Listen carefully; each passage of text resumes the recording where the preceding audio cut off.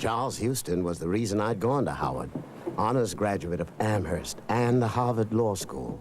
He'd taken a shoestring operation and made Howard the first fully accredited Negro law school in the country. Who knows what that signifies? A lawsuit. Down south somewhere. Louisiana, wasn't it, sir? That's right, 1896. What was it about? Segregation, sir. Plessy, Mr. Hill, is why you ride here from Richmond, Virginia in a racially segregated train.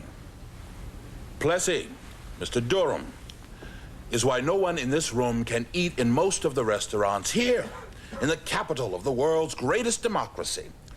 And Plessy, Mr. Marshall, is the reason it is against the law in 17 states for black children to go to school with white children.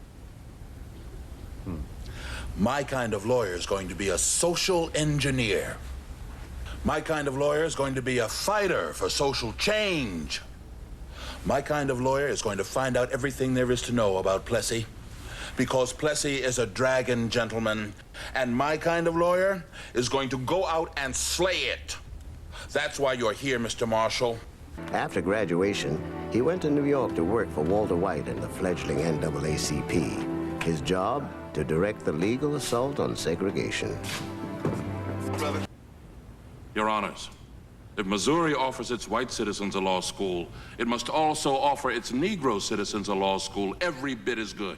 And it can't dismiss the problem by saying to Mr. Gaines, now you just run on over to Kansas, Nebraska, or Iowa, and they'll take care of you over there. Missouri itself must provide for Mr. Gaines. Charles Houston saw a society that refused to live by its own principles. He saw a nation that said all men are created equal, but used the law to keep some of its people down. Charles Houston said the law of this land cannot be permitted to do that.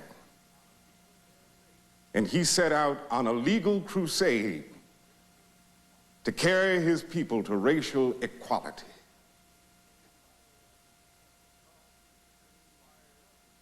Charles Houston inspired and trained dozens of lawyers.